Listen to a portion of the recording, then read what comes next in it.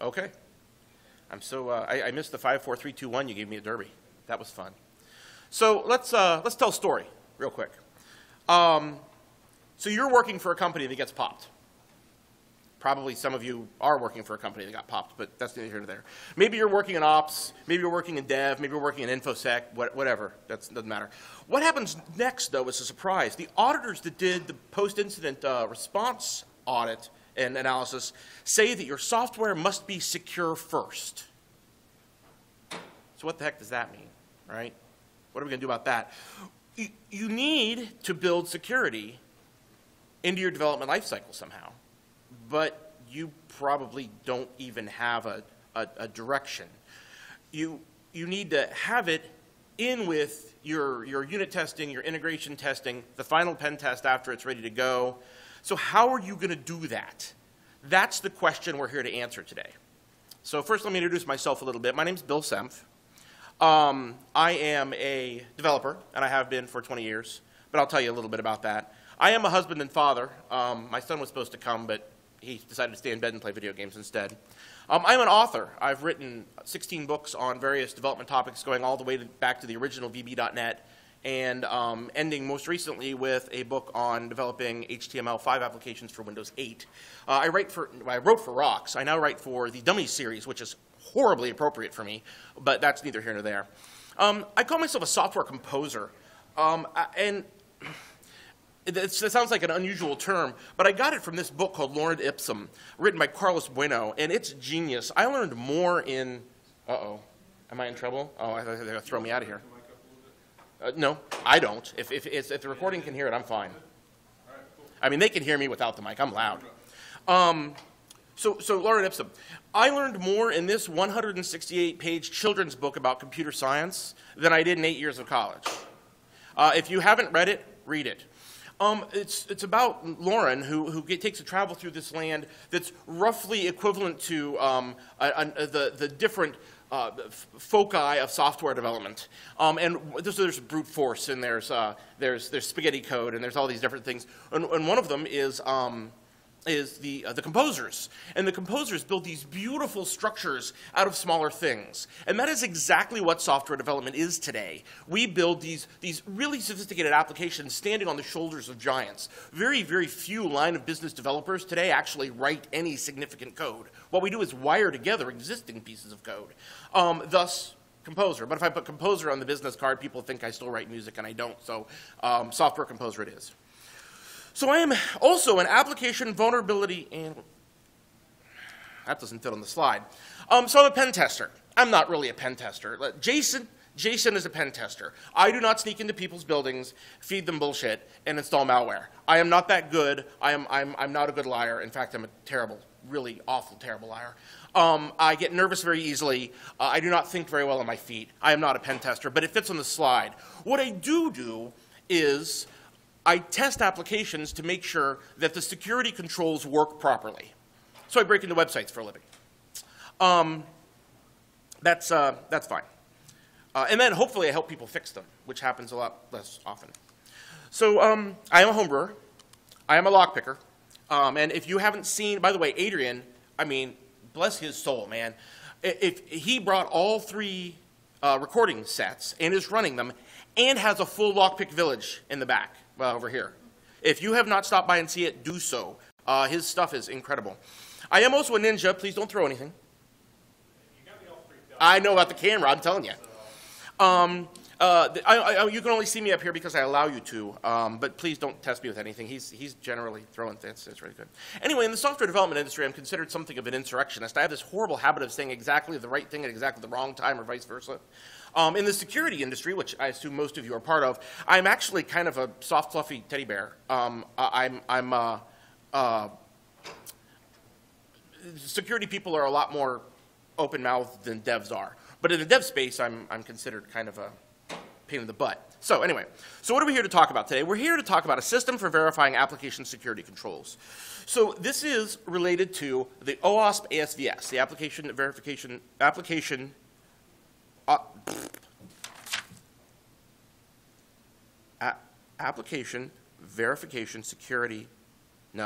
security verification standard. See, it is that new. that I do not even know what the acronym stands for. No, seriously. I realized I put the acronym there, not the words in my notes, and that was very foolish because I don't know how many of you speak, but you don't expect to remember stuff like that when you get up in front of a crowd. The ASVS has been for a long time a standard for, wait a minute, it's a standard for it's a communications protocol between tool vendors and customers is what it really is. But that's not what we're here to talk about. We're here to talk about, really, even though there is an OWASP code review process and software testing process, they are so impossibly complicated that you cannot fit them stably into your software development lifecycle. So I don't even use them, even though I'm on the board of I'm one of the organizers of Columbus OWASP, and I run the OWASP.net project. I'm huge into OWASP. I have an OWASP email address. But I still do not use them because they are so thick. You just can't modify them to work with your SDLC. So as I said, the original purpose of the ASVS is to provide some kind of standard for tool vendors. So ostensibly, if you're buying box software for your company, then it gives you something to measure your appetite for risk against what the tool vendor is offering. They can go to you and say, we support ASVS level 2, and you know exactly what they mean. Now, whether or not that has caught on or not, whether or not it's even a reasonable perspective is not the focus of this talk. The focus of this talk is, the goals of the ASVS, I should say first. So you can read them. I don't need to read them to you. So it's about certification of applications, right? But that's not what I'm here to talk about. If you squint while you look at this slide, you can see that this is a way for you to assure the security planning you did for your apps, for your clients. And that is what I'm here to talk to you about. ASVS version 1 was apparently quite bad. I've never really looked at it, to be honest with you. When V2 came out, which is the focus of this talk, I looked at it and immediately saw a test plan that fits, not software testing, like unit testing, integration testing, or pen testing. I'm talking about a plan that fits into the entire SDLC. And that's what I'm here to talk to you about today. So what are we going to do? We are going to show how your security principles fit into your products and use this tool internally to talk to your senior management. So what security principles are we talking about? Well, how many people in here are developers? I mean, who write code for a living? One person.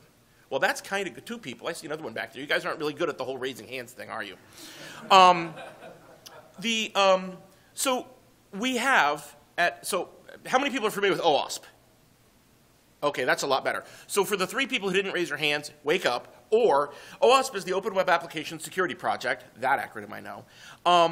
And it is a free, totally free, open source organization developing content to produce more secure web applications. And it's very good. The best minds, literally the best minds in the world in application security, write the content that they provide for free, no strings attached, free like free beer. And one of the things that we talk about at OWASP is the security principles. So let's whip through them real quickly, just so we're all on the same page, because it fits into how we're going to mesh this all together. So defense in depth is that layered security mechanisms increase the security of an application. Okay?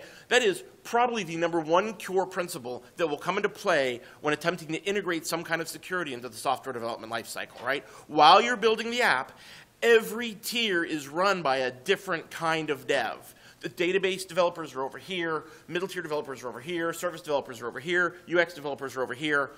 But each of them is responsible for security in their own way, and that matters. A positive security model is one that defines what is allowed and rejects everything else. Whitelisting, right? You say what the application can do. You say what a person can perform, what features a person can perform in the application. And everything else is forbidden instead of the other way around, where you mark the things that are forbidden and allow everything else. Applications should fail securely. So for instance, handling errors. When your application has an error, it should handle that error securely. It should trap the error, present a reasonable error message to the user, and securely and intelligently log the error someplace where only people who are supposed to be able to get to it can get to it. The principle of least privilege simply states that any given, I have no notes on this slide, any given user, right, is assumed to have as little power as possible in the application until they're expressly given more rights in the application. Separation of duties falls into all kinds of things, but for software development, it's very much a developer operation thing, or DevOps. It's a real hip phrase right now, that says that developers develop, testers test, right, and admins deploy. And there's a separation of duties there, but there's many other things. For instance, servers have separation of duties, right? Your database server should not host both the testing database and the production database. So all these principles can fall into this one in a way. Security by obscurity is a weak security control, right? So this is something we want to avoid. And I'm sure you all know what this is. This is, hey, I'm going to take this test file and name it abc123.aspx and put it up on the server, and nobody will know it's there. Right? So that is something we want to avoid. But something we absolutely do want to do is we do not want to ever trust the client, right? Any data that comes into our application from anywhere should be considered to be a bad thing with like a trademark after it, and capital letters and quotes and stuff. Input is always a risk. It does not matter where the input comes from or where it is going to inside your application. It is always a risk. So how do we bake this all in? That's the question. We have these principles. I whipped through them kind of quickly. But how do we bake them all in? Well, you're going to need some kind of structure. You're going to need to start small and work your way up. If you are in charge of security for a suite of applications, whether they be intranet developed, stuff that you're using internally within your organization, or if you're building a product or service for sale, either way, there is some process to your development. And at every stage in this, we need to bake in these principles at every layer. But we're going to have to start small. So strangely enough, this is built into the ASVS. And the reason it is to allow tool vendors to determine their customers' appetite for risk. Okay? So there are 4 levels in the ASVS. And they're designed to start with, well, we really thought hard about security while we were building this application, kind of. And maybe we read a white paper. And then they end with, there isn't a single unencoded input in this entire piece of software, and we can prove it. All right, so varying levels in this. So let's start by looking at those real quick. So OSVS level 0 is 1, new to the ASVS, and 2, it is part of the reason why V1 wasn't so great. ASVS level 0 basically gives vendors the opportunity to give a nod to security. Right? We know that ASVS exists, and we have a plan to go forward. So this is your opportunity to get management buy-in if you're using this internally, right? Basically what you've done is you've gone to the senior management, whoever's in charge of the application security division, and said, hey, we've got to do something to bake in security from scope on. And I think I know how we're going to do it. It's this document. And I'd like to start here. Is that okay? Your ASVS level 0. That's how we're going to use it for the purpose of this this thing. You just need to get something done. Let's start with buy a Fortify scan or Veracode. Let's get somebody with letters after his name to come and look at our code. Something like that. Let's get started. Level 1, the opportunistic level certification, it is receives this. An application will receive this certification if it adequately defends against application security vulnerabilities that are easy to discover. Now, despite what a lot of the InfoSec world will tell you, there are application vulnerabilities that are easy to discover with a white box, and there are ones that are much more subtle, and that is why there are 3 levels. Level 1 is about those that are easy to discover. For instance, level 1 authentication means that you have a login and it actually works. You laugh, but realistically, I've tested a number of applications where they didn't actually test the password. As long as you had a valid username, you could put anything in the password field and press enter and it would let you in. Level 2, or standard, means that your application adequately defends against prevalent application security vulnerabilities, right? So moderate to serious risk vulnerabilities that are not as easy to find. For instance, level 2 authentication means that you salt and hash your passwords, which we should all agree is fairly important. But it is more important that we check the password, which is why that is level 1 and this is level 2. And level 3, advanced certification, shows that your application adequately defends against all advanced application security vulnerabilities and can demonstrate principles of good security design. So this is the whole, we've gotten there and we can prove it stage. I'm pretty certain I've never seen an application that actually meets everything that I've read in ASVS level 3. I'm sure there are some who claim it. I would love to see their proof. We'll go over everything, but if you read the document, you can tell me, well, actually, at the end of this talk, you tell me whether or not you know any applications that would meet it. For instance, level 3 verification for authentication, one of the things you do is use two-factor authentication, which is actually very, very easy to do. There are tons of third-party products that are very, very good, some of which are free, most of which are cheap. All of them are very easy to implement, yet almost no one does it. Why? They think it's too hard for the users? I don't know. But it's kind of a gimme. Takes the password problem almost entirely out of the picture, but no one does it. So there are 4 verification levels. Then there are 13 verification requirements. Each requirement has a set of its own requirements that meet each of the 3 core levels. So ASVS level 0 has no requirements. It just means that we're looking at this, right? Levels 1, 2, and 3 each have their own sub-requirements involved in this. So when you are doing your work, and you think about this, you're starting from scratch, you are all ASVS level 0 right now because you attended this talk. Congratulations, you can put it on your business card. When you go back to the office and get the document, the level 1 pieces that we talk about here are where you're going to start. It's giving you a path towards application security. That's what we're shooting for here. So we're going to go over the 13 requirements. They are numbered funny. For instance, we're going to start with number 2. The reason is because ASVS version 1 had a different set of requirements because it's loosely driven by the OWASP top 10. If you're not familiar with the OWASP top 10, that's okay. It's not my favorite document. I know it gets all the press and everything, but really it's just a marketing gimmick. Too many people base their entire application security program on the OWASP top 10. I would rather you use this. Okay, what I say means nothing, but still, I would rather you use this. I'm serious. I mean, I have no pull at all. But I would rather you use this than the OWASP top 10. The OWASP top 10 is easy to digest, soundbite, something that people can, throw up on presentation slides and whatnot. This actually has some meat to it. It's still driven by the ideas of the top 10 because the research underneath the top 10 is extremely important. But the actual end document is a little lightweight for application security. This has a lot more meat to it. Do I have any questions so far about what we're trying to do here? Is anybody utterly confused? Okay.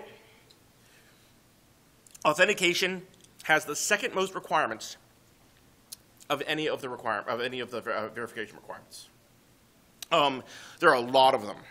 So on each of these slides, you will see a summary or sub-selection of the requirements that are in there, and I will talk about others. Please do not write them down, take pictures of the slides, or ask me for a copy of the slides, though you're welcome to them, I guess. The document is free and very good. It's only 49 pages long, and that includes like the table of contents and appendix. Just download it. You can read it before bed one night. Just search OWASP ASVS. It's out there. So all I'm trying to do, I'm not trying to teach you the document here. All I'm trying to do is give you another way to look at the document. So go get the document, and then once you don't do it now, listen to the talk first. Then go get the document, and remember this slant that I'm putting on it, and see if it applies to you. So level 1 requirements, there's actually 8, and there's 11 level 2 requirements for authentication in the ASVS. For example, level 1 also includes an assurance that there are no default passwords. That's pretty important, I would say. Level 2 covers something really important, the forgotten password protocol. One of the most commonly popped parts of even big software. I remember when Sarah Palin had all her emails stolen. That was because they guessed her security questions, and Hotmail, or whoever she was using, Yahoo Mail's forgotten password protocol, didn't actually match the OAuth standard. If you have not read the OAuth standard, please do so. It is extremely good. Level 3, just a little bit. There's a couple of things that are up there. That's what's up there. Centralized implementation and two-factor auth. So session management, there is no level 3 session management. Am I still working, Adrian? Oh, fantastic. All right. Uh-oh. Well, somebody volunteer for him when we're done here, because he's awesome. Level 1, we're talking about making sure that your cookies are HTTP only, have secure in them if they're under SSL. Server level logout, right? So you actually destroy the session on the server when you log out. It also includes things like timeouts and assuring that there's logout links on every login page to give the person the opportunity to destroy their own session. Level 2 does things like checks to make sure that the session token changes on login, right? So we all know that an application, when you visit an application, it's going to give you a session token. If you authenticate, it must replace that token to protect against cross-site request forgery attacks. So that's one of the level 2 items. There are no level 3 items. Session management is actually very much a solved problem, but still very few people implement it correctly. I mean, how long was Facebook vulnerable to Firesheep? 48 months? 42 months? Facebook, for crying out loud. So it's a big deal. Also, restrictive cookie domains, so more cookie security. Cookies are something that's very, very easy to mess up. And you should, you need to make sure that you follow the appropriate protocols for handling them. So then there's access control. So access control is authorization. So we have authentication, session management, and authorization as the first 3 requirements for this. Without a doubt, these are the core pieces of the problems we have with today's applications, right? Losing credentials is how a large portion of these data losing attacks are accomplished. It's a big problem. And that's why it's, well, it's 2, 3, and 4, but numbers 1, 2, and 3 on this list. Level 1 for access control, function level authorization, right? So key problem, if you have a base level user, making sure they cannot call functions, especially like an MVC style application, call functions inside the application they are not authorized for. A developer will often simply say, it's okay, they can't see that page, therefore they will not call those functions. But as we all know, that is not true. Guessing is a very, very solid way to get through to that kind of function. Disabling directory browsing, also anti-CSRF tokens. So a session level or page view level token that will literally prevent the possibility of cross-site request forgery if you use it. In Java and .NET, it's built in, and yet people do not use it. I cannot explain this. It's a gimme, but people don't do it. It is a level 1 requirement. Level 2, assuring that access control failures are logged in a secure log facility that only can be accessed by people who should be able to access it. We also have logging a little later on. Level 2 also includes assurance that end users can't modify attributes used in authorization. So, for instance, sneakily sticking their authorization level at the end of their session token base64 encoded, which a number of very important boxed software does. And for anybody, how many people here have used Burp Suite or Zap? Oh, good. You guys know this. Good. Good. This is good. Trivial to find that using Burp Suite. Just takes a few seconds, really. You run 500 tokens through, and you're looking at it, and it says, hey, these are all random, except the last 6 are like totally the same all the time. That's a gimme. So that's level 2. So level 3, it only has one requirement, centralized implementation, and you'll see that throughout these slides. So what centralized implementation means is that, and I'll read from the document here, there's a centralized mechanism, including libraries, to call external authorization services for protecting access to each type of protected response. So what they're trying to say here, and the same throughout this, is that security controls are common. You should not have to rewrite your CSRF protection, or your authentication controls for that matter, or your input validation over and over again for each application. They should be controlled centrally. Authorization itself as a function and authentication and session management, honestly, should be a central control. As probably you know, this is non-trivial. So many people do not do it. However, it really is level 3. I mean, that's the next tier of application security. If you can get that working, you're in good shape. Because keeping all the security controls in one place dramatically decreases the probability that someone will screw up. And speaking as a dev, yeah. Input handling. So level 1 is mostly about injection, right? The requirements say not susceptible to SQL injection, not susceptible to LDAP injection, not susceptible to OS injection, and on and on and on and on. Yeah, okay, I guess you test for all of them. But what does this mean, right? We must effectively parameterize all queries. Now, I realize that there is no way to parameterize an LDAP query, really, but you can control it. And that's what they're looking for at level 1 of input handling. Level 2, mass parameter assignment, that's a common MVC bug that I have actually a whole talk on that we'll do sometime. Canonicalized input, that's a good idea. Also, confirmation of character set is in level 2. So this is itty bitty. I'm sensing people falling asleep here. Yes, input control is extraordinarily boring, but it's also the one thing to guarantee your application will get popped if you don't handle it properly because of SQL injection. SQL injection was found in 69% of all web applications in 1999. It was found in 12% last year. We're winning this war. We are. But still, those 12% of applications are 100%. I mean, if they're found, they're dead in the water. Because SQL injection, they download, as you know, download the whole database, right? That's end game. So it's important. Even though we're winning, it's still important to be vigilant. Level 3 also requires that a single input control is required for each type of input. This goes back to centralized implementation, right? We're going to build a set, whatever your platform of choice is, we're going to build a set of input controls that does the input handling properly.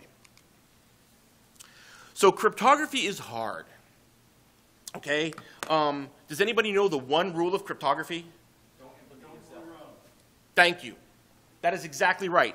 How many people know developers? How many people had this talk with a developer where they say, oh, yeah, but Steve, man, he's got like a 2200 chess rating, it's Mensa, he knows all this, he reads math books at lunch, we're going to do this thing, it's going to be awesome. How many people have heard that talk? Only a couple of you? You're so lucky. I've given that talk back in the day, the mean, bad old days, before I knew what the hell I was doing. Actually, I don't know what the hell I'm doing now. But the cryptography at rest is well, all cryptography is hard. Cryptography at rest is specifically hard. There isn't even a level 1, right? So key management, #1 thing in level 2. If they take your keys, don't leave the keys in the web root, right? Don't do that. If they take your keys, it's all over. Key management is core thing. FIPS 140-2 in level 3, a bigger document than ASVS. That's like a whole training. So cryptography is in here. Cryptography is hard. Don't lose your keys. Don't build your own crypto. That should be level 1. I should put that in for version 3, seriously. Error handling and logging. Okay, level 1 is very simple. We don't spit up stack traces when somebody types a tilde into our input fields. Right? Am I right? That's awesome, yes. So no rich errors. Does anyone know how to make sure that happens? That we give up no rich errors? The way you do that, just two pieces. The first thing you must have is structured error handling. Okay? So if you have PHP applications, review them. PHP only had structured error handling in version 5 and up. Well, version 5 is still version 5. Version 4 did not. Java, even though it's had structured error handling since the dark old days, people don't use it. because a lot of Java devs come from other languages that do not support structured error handling. .NET, less of a problem. It's really the only way you can do errors. But still. So the second part is a global error handler.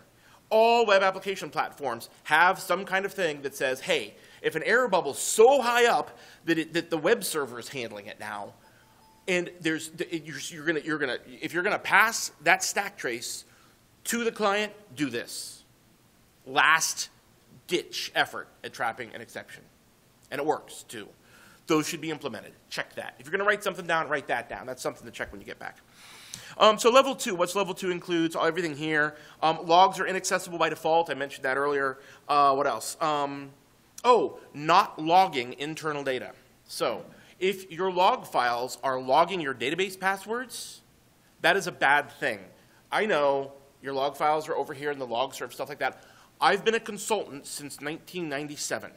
I have been given admin access on almost every single system that I've worked on since 1997.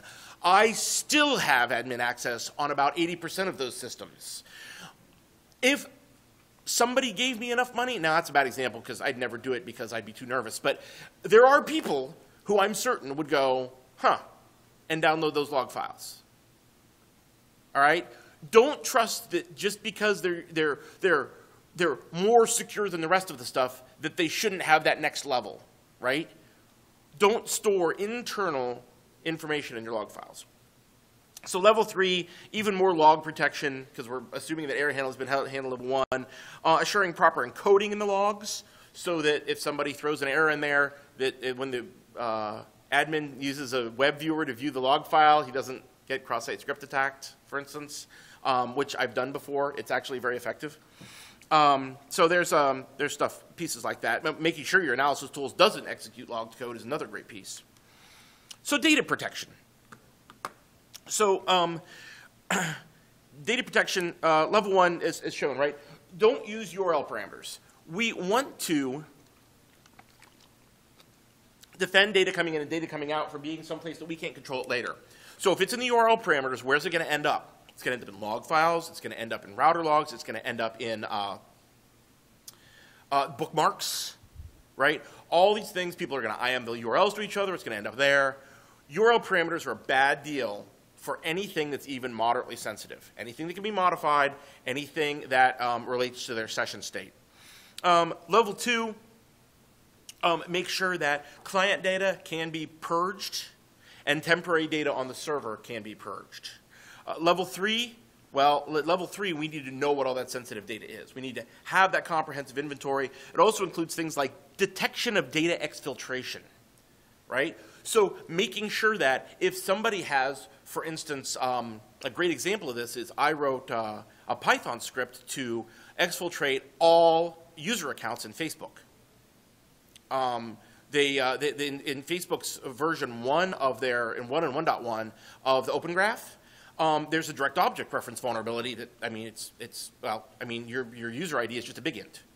So I can start with 1000000 and just iterate and let the script run overnight, and the next day I've got, 220 million user accounts. Admittedly, it's only the public data for that user account, but how many people actually go and fix their stuff so that everything's private? Maybe 20% of users. So I exfiltrated 200 million users, that wasn't that many, a whole bunch of user accounts. And Facebook didn't stop me. That's stupid. That's stupid. No one should do that, right? So that's why that's level 3 is because it's a little bit more difficult to do at the application level than it would seem. It is. It's difficult to implement. So version 10, the verification standard requirement 10 is communication security. So we did encryption of data at rest. And this used to be encryption of data in transit, but now there's a little bit more to it. Specifically, so level 1 just says that you're using TLS, right? You got valid service certificates. Actually, even more than that, level 1 kind of assumes you're already using TLS, which I think is pretty amazing. 88% of traffic in 2013 was unencrypted. But yet the ASVS reads as though they're kind of assuming that you're already TLS. You're already using HTTPS in your applications. So I don't know where that's headed. Level 2 focuses on good TLS, right? But also connected systems.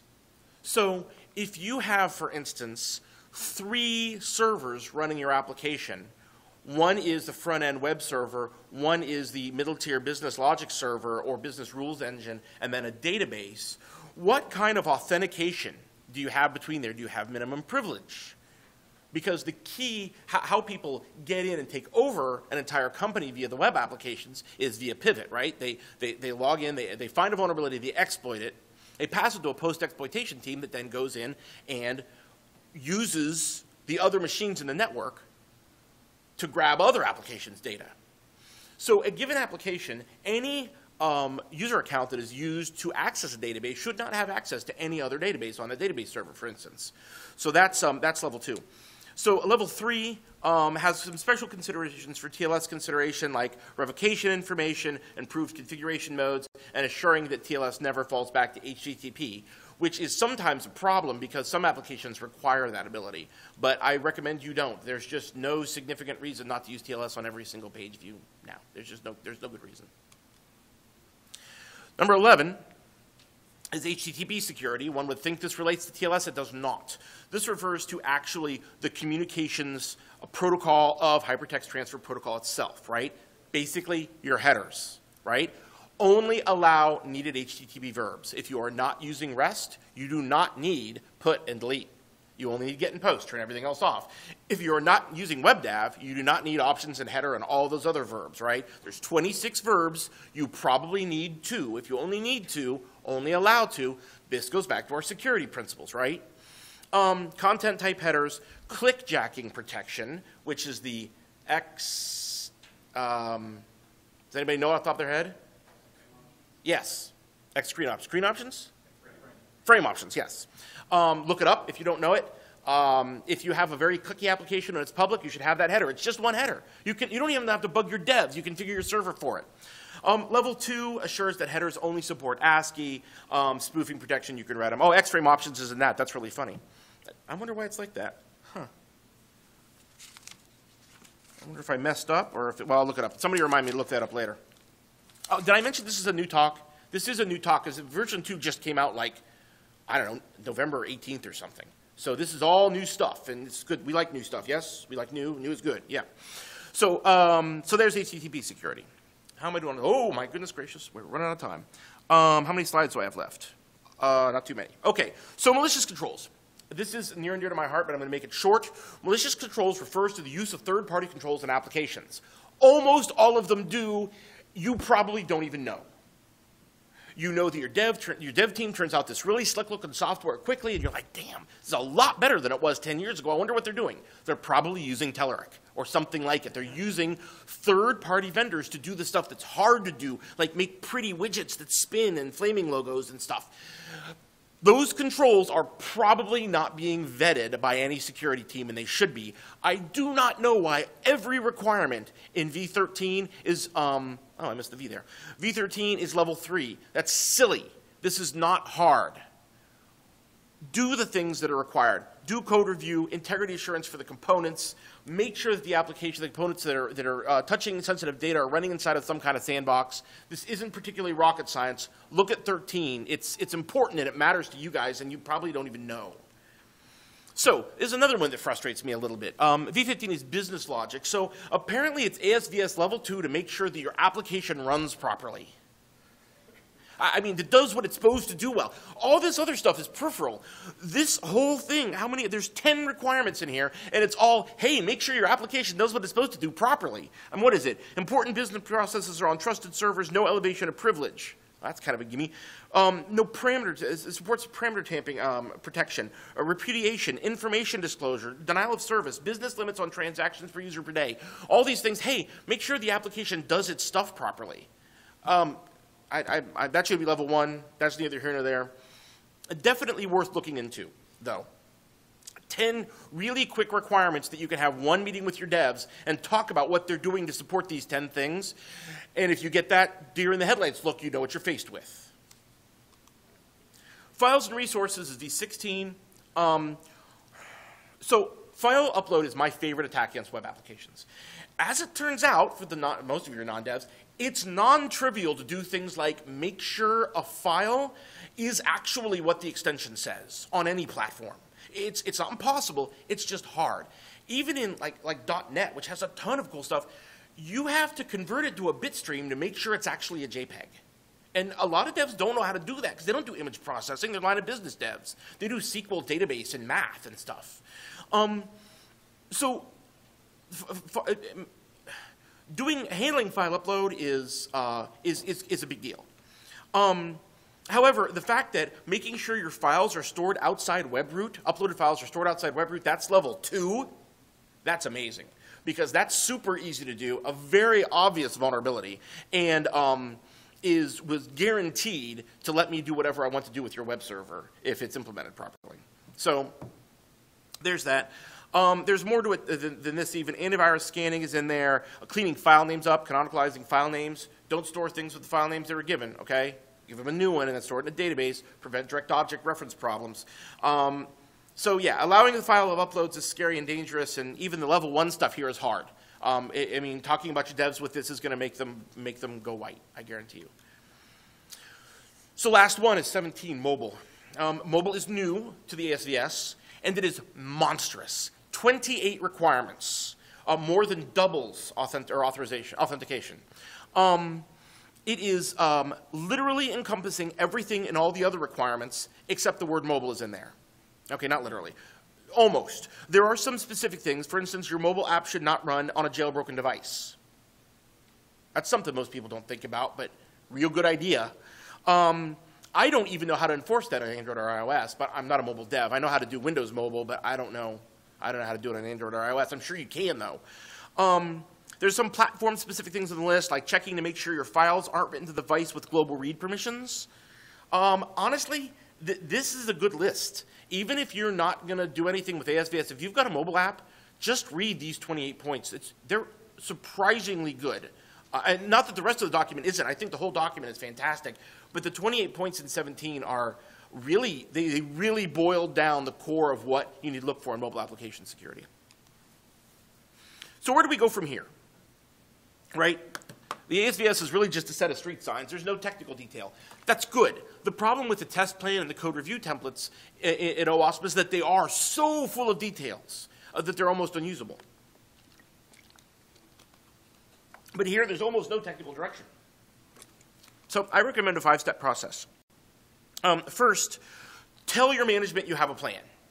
That's your level, ASVS level 0. Take the document, sit down with your boss, say, hey, I know we've got to do this. I've got a plan. Level 1. The second piece is to determine where your starting level is. I strongly recommend that everybody here starts with level 1 unless you already have an application security process in place. Then, the hardest part by far is going to be to match the requirements to your software. That is what isn't done for you here. You must do that, and that's good. People who try to do that for you, you're going to end up in a worse state than you started in. That's why so many people who try to use the testing documents that come with OWASP end up failing, is because they're... Hello, I'm Geek here.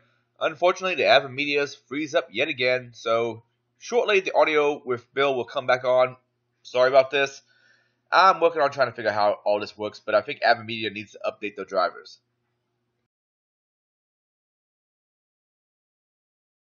Make sure that you're putting as little trust in the client as humanly possible.